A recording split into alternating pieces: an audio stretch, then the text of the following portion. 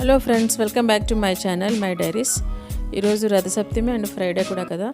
రథసప్తమి రోజు నేను రథం ముగ్గు మా ఇంటి ముందు ఎలా వేసుకున్నానో చూడండి. అలాగే మన దీపవర్ణన పూజ కూడా ప్రతి శుక్రవారం లాగా ఈరోజు కూడా చేసుకున్నాను. అలాగే అమ్మవారికి ఫోటోకి వేసిన గుత్తి పువ్వులతో చేసిన మాల కూడా ఎలా తయారు చేశానో వీడియో ఎండింగ్లో మీకోసం చూపిస్తాను, చూడండి. Thank you.